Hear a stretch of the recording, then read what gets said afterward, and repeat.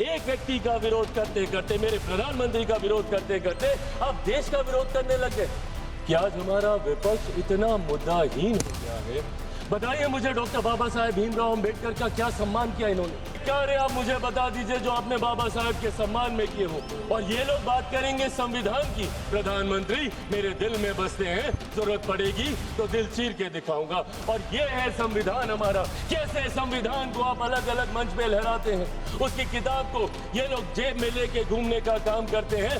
देश में इमरजेंसी लगाकर सही मायनों में संविधान की हत्या करने का काम किया। आज ये संविधान का पाठ हमें यहाँ पे सिखाने आए हैं। कांग्रेस की सत्ता को ही उखाड़ फेंकने के लिए किया था।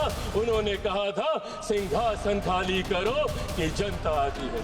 एसजी साहब के टेबल पे आप खड़े हो जाते हैं, चेयर तक आप जाने का काम करते हैं। इस तरीके का आचरण, और कैसे हम इसको न्यू नॉर्मल मान लें? मोदी जी तीसरी बार आ गए तो संविधान की हत्या हो जाएगी, लोकतंत्र समाप्त हो जाएगा, आरक्षण समाप्त कर दिया जाएगा। किसका आरक्षण छीन लिया गया? और ऐतिहासिक हार वहां पे दर्ज करा कर आए। अपनी तो अपनी, अपने साथी दलों की भी ऐतिहासिक हार वहां पे दर्ज करा कर आए कि देश के सबसे वंचित वर्ग से आने वाली एक महिला देश के सर्वोच्च पद पर जाके बैठी है।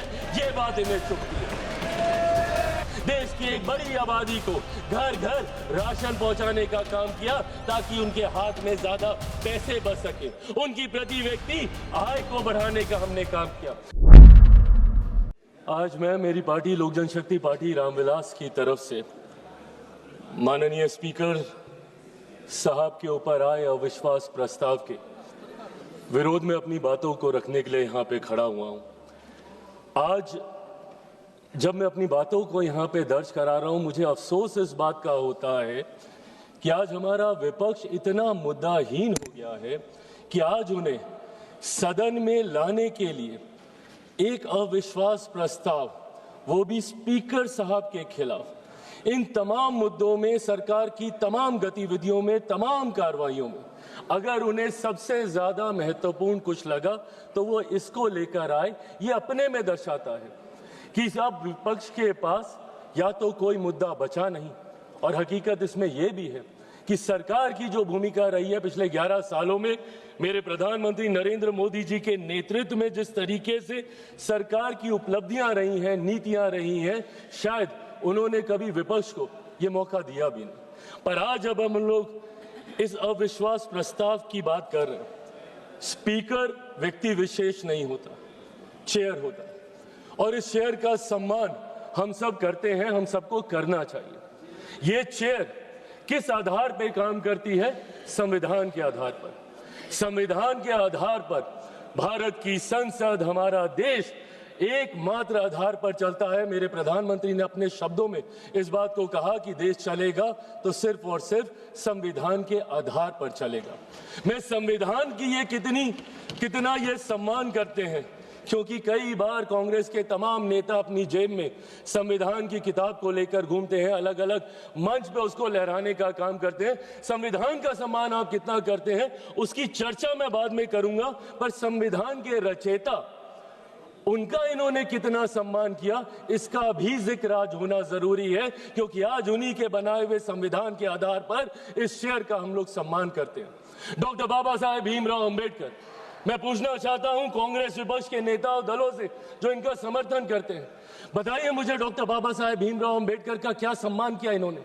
बल्कि इतिहास गवाह है और हर कोई जानता है कि बाबा साहेब का सबसे ज्यादा अपमान करने का अगर किसी ने काम किया तो वो कांग्रेस की पार्टी है। आप बता दीजिए मुझे एक कार्य आप मुझे बता दीजिए जो आपने बाबा साहेब के सम्मान में किए हो। लगभग 4 दशक से ज्यादा भारत को स्वतंत्र हुए हो गए थे, पर उसके बावजूद बाबा साहेब की एक भी प्रतिमा, मैं फर्स्ट टाइम मेंबर पार्लियामेंट जब 2014 में बन के आया था, मुझे आश्चर्य होता था ये सोचकर कि एक ऐसा सदन जो संविधान के आधार पर चलता है और उसी संविधान के रचयिता की एक तस्वीर तक भारत की संसद में नहीं है। बताइए क्यों नहीं कांग्रेस पार्टी ने उनकी प्रतिमा लगाई? आज संविधान के सम्मान की बात करते हैं, क्यों 4 दशक तक 89 से पहले 89 में जब वीपी सिंह जी की सरकार थी, जिसका समर्थन भारतीय जनता पार्टी कर रही थी, जिस सरकार में मेरे नेता, मेरे पिता आदरणीय रामविलास पासवान जी श्रम एवं कल्याण मंत्री थे, उस सरकार में पहली बार बाबा साहब का तैल चित्र भारत के सेंट्रल हॉल में लगाने का काम किया, जिसको आज हम लोग संविधान सदन बोलते हैं। और तकलीफ इस बात की कि उस वक्त तक एक दल नहीं, एक परिवार के 3-3 सदस्यों की प्रतिमा उस सदन में लगी हुई थी, पर बाबा साहब की प्रतिमा इन लोगों ने लगाना जरूरी नहीं समझा। आज हम लोग जब गर्व से बोलते हैं, फख्र से बोलते हैं, भारत रत्न डॉक्टर बाबा साहब भीमराव अंबेडकर, भारत रत्न की उपाधि इनको उस सरकार में देने का काम किया। उनके जन्म दिवस पर 14 अप्रैल को छुट्टी की घोषणा करने का काम उस वीपी सिंह जी की सरकार में किया गया। और ये लोग बात करेंगे संविधान की। जब आप संविधान के रचयिता का सम्मान नहीं कर सकते तो उस संविधान का क्या सम्मान करेंगे, ये सवाल आपसे पूछना बनता है। और संविधान को पॉकेट में लेके घूमते हैं आप लोग। पॉकेट में लेके घूमने की चीज है हमारा संविधान, अलग अलग मंचों पे लहराने की चीज है हमारा संविधान। एक प्रसंग महोदय आपकी इजाजत से मैं देना चाहूंगा। 2020 में किसी कारणवश मैं अकेले चुनाव लड़ रहा था बिहार विधानसभा का, और उस वक्त मुझे चुनाव प्रचार के दौरान, क्योंकि मैं गठबंधन से अलग था, तो ऐसे ही विपक्षी दल जितने बिहार के हैं, मुझे कहा जाता था कि मैं अपने चुनाव प्रचार में मेरे प्रधानमंत्री की तस्वीर का इस्तेमाल नहीं करूंगा। उस वक्त मैंने कहा था कि मुझे मेरे प्रधानमंत्री की तस्वीर बैनर, पोस्टर, होर्डिंग पे लगाने की जरूरत नहीं है। प्रधानमंत्री मेरे दिल में बसते हैं, जरूरत पड़ेगी तो दिल चीर के दिखाऊंगा। और ये है संविधान हमारा। इस लोकतंत्र के मंदिर की आत्मा है संविधान। हमारे देश की रीढ़ है संविधान। 140 करोड़ लोगों का स्वाभिमान है संविधान। कैसे संविधान को आप अलग अलग मंच पे लहराते हैं, उसकी किताब को ये लोग जेब में लेके घूमने का काम करते हैं। और संविधान का सम्मान, with all due respect, Congress बताएगी, जिन्होंने 1975 में देश में इमरजेंसी लगाकर सही मायनों में संविधान की हत्या करने का काम किया। आज ये संविधान का पाठ हमें यहाँ पे सिखाने आए हैं। और अगर आप संविधान की बात अगर आप करते हैं तो संविधान सिर्फ अधिकारों की बात नहीं करता, जिम्मेदारियों की भी बात करता है। राइट्स एंड ड्यूटीज को पैरेलली लेकर चलने का काम संविधान करने का काम करता है। यहाँ पे आपको अपने राइट्स याद रहते हैं, आप अपने हकों की बात करते हैं। बोलने का अधिकार, बोलने का अधिकार, बोलने का अधिकार, बोलने का अधिकार। देश विरोधी ताकतों की आवाज बनना कतई नहीं हो सकता, उसे कभी नहीं स्वीकार किया जा सकता। आप बोलने की आजादी की बात करते हैं, अपनी जिम्मेदारियों का भी तो एहसास कीजिए। कितनी बार आपने इस सदन का मंच का इस्तेमाल किया, कीजिए इस्तेमाल, पर सिर्फ एक जिद पे अगर आप अड़ जाएंगे कि मैं बोलूंगा तो इस नियम के तहत बोलूंगा, मैं बोलूंगा तो ऐसे बोलूंगा, अब बोलूंगा तब बोलूंगा। क्या प्रश्नकाल नहीं है मंच बोलने के लिए? क्या शून्यकाल नहीं है मंच बोलने के लिए?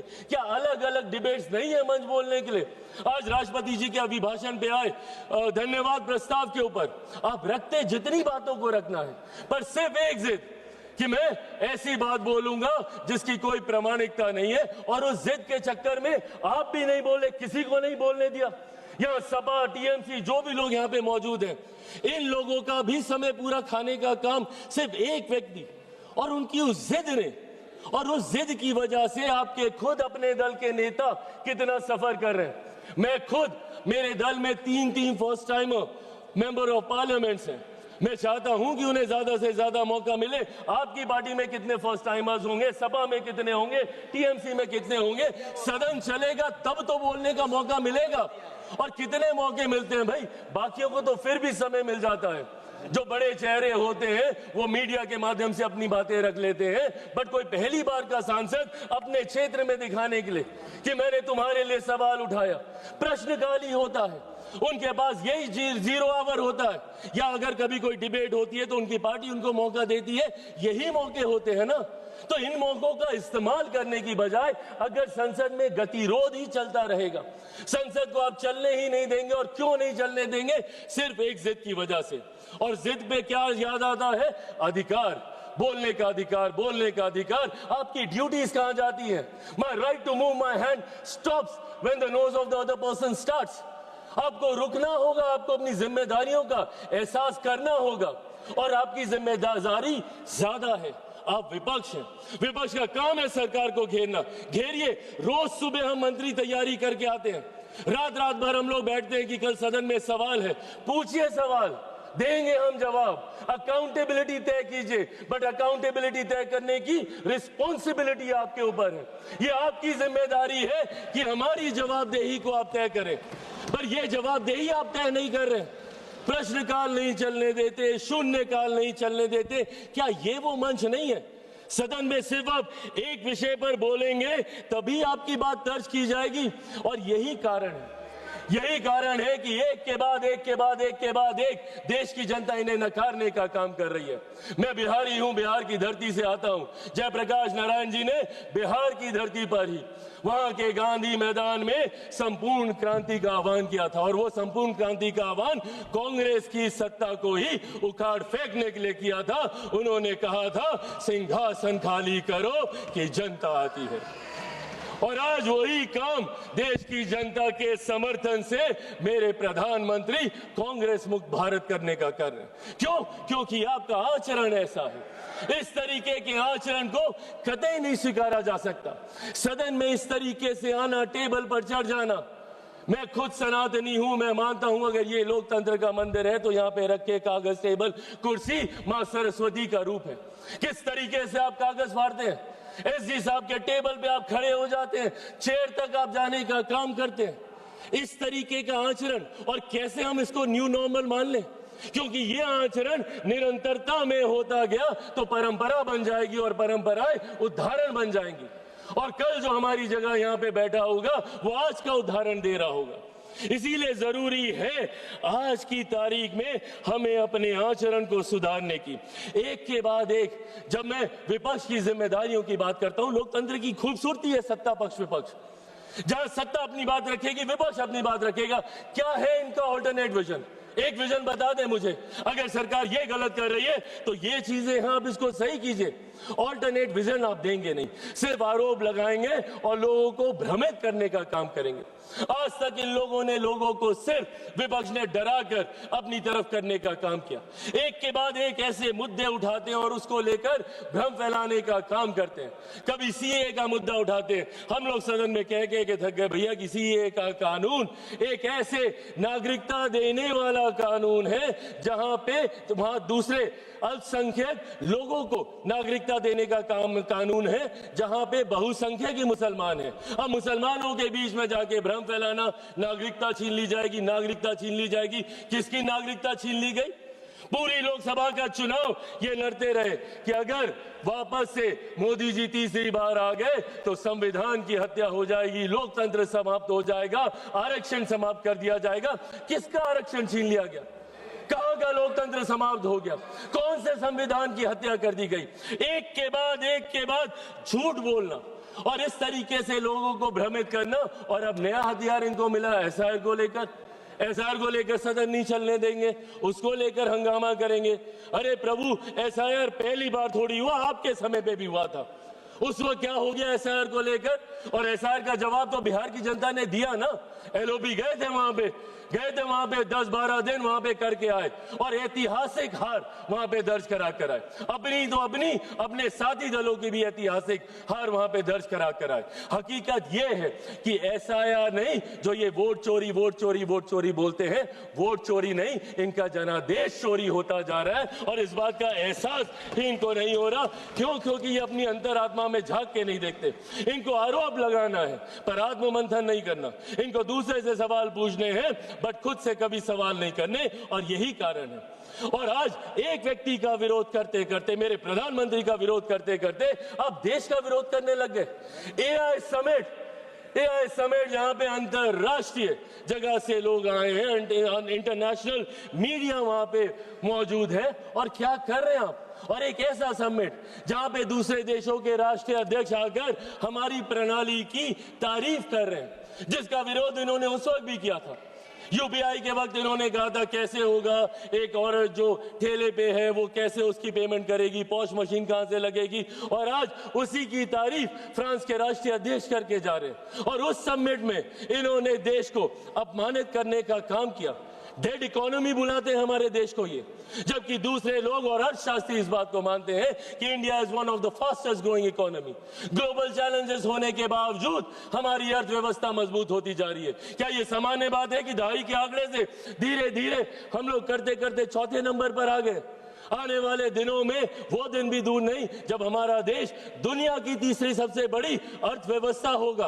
और ऐसे में आप हमारे देश की इकोनॉमी को और हमारे देश की इकोनॉमी को हमारे ही लोग डेड इकोनॉमी बताने का काम कर रहे हैं।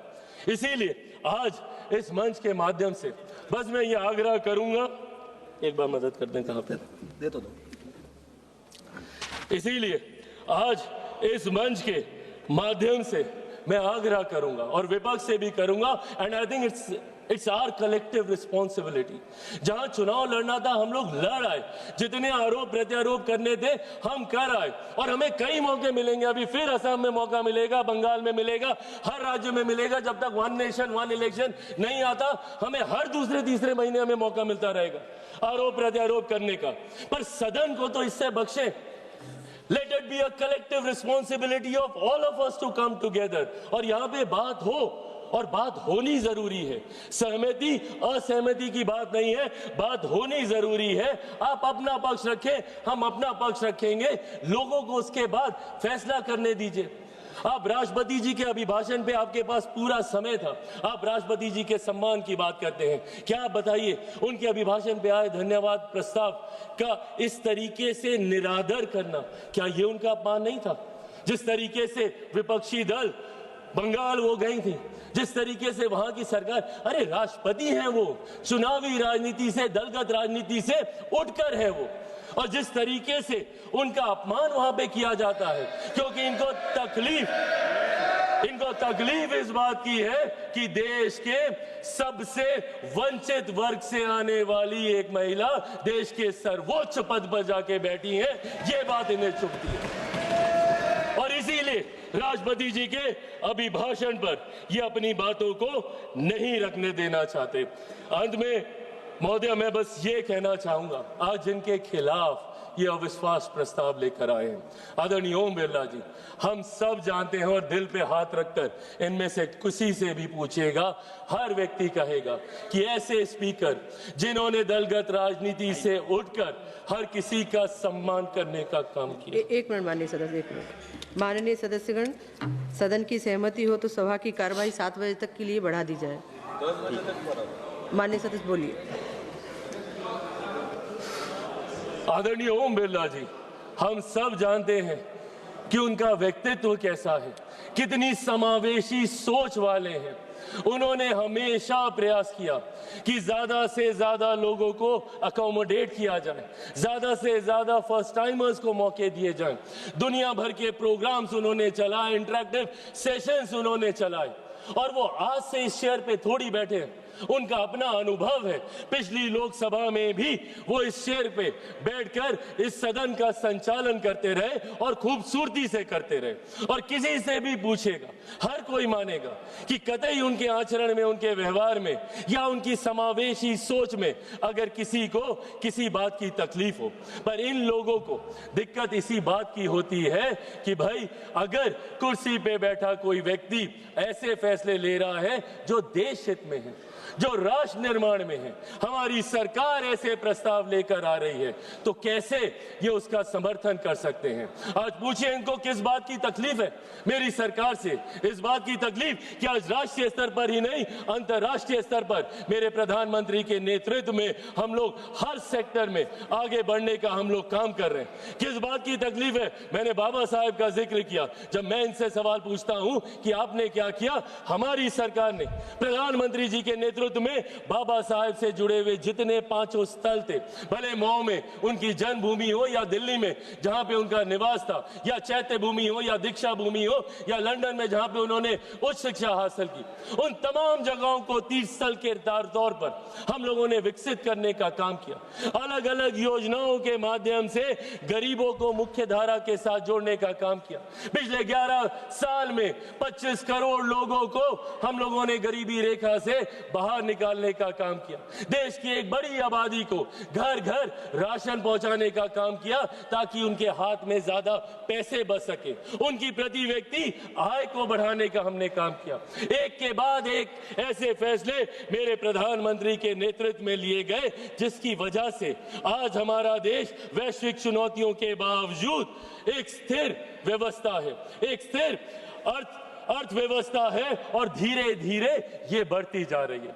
और आज मैं पुनः ये आग्रह करूंगा, अगर इसके बाद भी शिकायत है, तकलीफ है, तो ये मंच उसी के लिए है। आए हम सब मिलकर इस मंच का इस्तेमाल करें, ज्यादा से ज्यादा समय यहाँ पे काम होने दें। मेरे नेता, मेरे पिता निरंतरता में लंबे समय तक इस सदन के सदस्य रहे, उनसे मैंने आचरण सीखे, उनसे मैंने परंपराएं सीखी, उनसे मैंने यहाँ की कार्यशैली सीखी। बट जिस तरीके का आचरण आज मैं देख रहा हूँ, ये हम सबको याद रखने की जरूरत है कि कोई व्यक्ति अजर अमर होकर नहीं आता है। आज हम हैं, कल कोई और आएगा, पर जो दूसरा कल आएगा वो आपका मूल्यांकन कैसे करेगा, वो आपको कैसे देखेगा, ये आपके आज के आचरण पे निर्धारित होता है। इसीलिए आने वाले दिनों के लिए, मेरे बच्चों के लिए, आने वाली नई पीढ़ियों के लिए हम लोग खूबसूरत परंपराएं यहाँ से स्थापित करके जाएं, उसके लिए हम सबको यहाँ पर मिलकर कार्य करने की जरूरत है। एक बार फिर से आपने मुझे मौका दिया और मैं आदरणीय ओम बिरला जी का हृदय से बहुत सम्मान करता हूं और मैं मानता हूं कि वो जल्द वापस इस कुर्सी को आके अपना उसको सुशोभित करने का काम करेंगे। मैं अपनी पार्टी की तरफ से आए इस अविश्वास प्रस्ताव का विरोध करते हुए अपनी बातों को समाप्त करता हूं। धन्यवाद।